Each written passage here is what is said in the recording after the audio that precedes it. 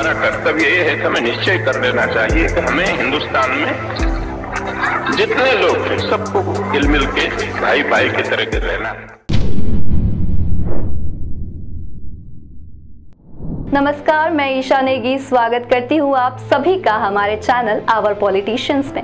और आज हम बात करने वाले हैं भारतीय बैरिस्टर, राजनेता और भारतीय स्वतंत्रता के लिए संघर्ष करने वाले देश के प्रमुख नेताओं में से एक, जिन्होंने 1947 के बाद भारतीय स्वतंत्रता के पहले 3 वर्षों के दौरान उप प्रधानमंत्री, गृह मंत्री, सूचना मंत्री और राज्य मंत्री के रूप में कार्य किया था। भारत सरकार ने भारत को अखंड भारत बनाने में इनके योगदान को सम्मान देने के लिए उनके जन्मदिन को राष्ट्रीय एकता दिवस के रूप में मनाने का फैसला 2014 में किया था। और अब हर साल 31 अक्टूबर को भारत के लौह पुरुष यानी कि सरदार वल्लभ भाई पटेल के जन्मदिन को राष्ट्रीय एकता दिवस के रूप में मनाया जाता है। इसके अलावा दुनिया की सबसे ऊंची प्रतिमा स्टैच्यू ऑफ यूनिटी 31 अक्टूबर 2018 को उन्हें समर्पित भी की गई थी। तो आइए आगे जानते हैं लौह पुरुष सरदार वल्लभ भाई पटेल के जीवन के बारे में। वल्लभ भाई पटेल का जन्म 31 अक्टूबर 1875 में नाडियाद, गुजरात में हुआ। वल्लभ भाई पटेल का बचपन करमसाद के पैतृक खेतों में बीता।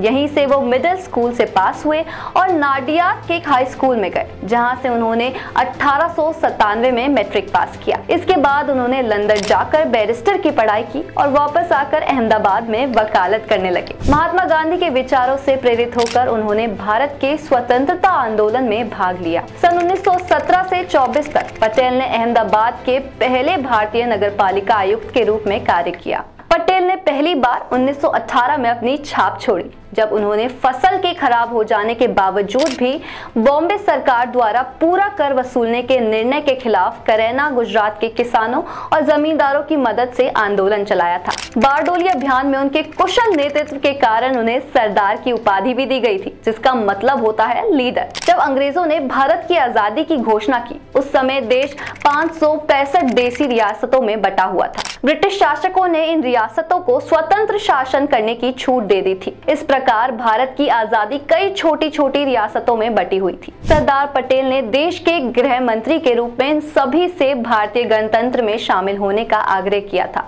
और हैदराबाद, भोपाल, जूनागढ़ और कश्मीर को छोड़कर 562 रियासतों ने स्वेच्छा से भारतीय परिसंघ में शामिल होने की स्वीकृति दी। लेकिन सरदार पटेल के मजबूत इरादों की वजह से इन सभी ने अंत में भारत में शामिल होने के लिए हामी भर दी। हालांकि हैदराबाद को भारत में शामिल करने के लिए पटेल साहब को ऑपरेशन पोलो चलाना पड़ा था। सन 1930 के नमक सत्याग्रह के दौरान पटेल को 3 महीने के कारावास की सजा दी गई। मार्च 1931 में पटेल ने भारतीय राष्ट्रीय कांग्रेस के कराची अधिवेशन की अध्यक्षता की थी। उन्होंने 1937 के चुनावों में कांग्रेस पार्टी के संगठन का नेतृत्व किया और 1937 से 38 के कांग्रेस अध्यक्ष पद के प्रमुख दावेदार थे। लेकिन गांधी जी के दबाव के कारण पटेल पीछे हट गए और जवाहरलाल नेहरू अध्यक्ष चुने गए। इसके बाद नेहरू को ब्रिटिश सरकार ने अंतरिम सरकार बनाने के लिए आमंत्रित किया। यदि इस समय पटेल साहब को कांग्रेस का अध्यक्ष चुना गया होता तो शायद सरदार पटेल देश के पहले प्रधानमंत्री होते। सरदार पटेल भले ही भारत के पहले प्रधानमंत्री ना रहे हों, लेकिन वो अखंड भारत के जनक हमेशा रहेंगे।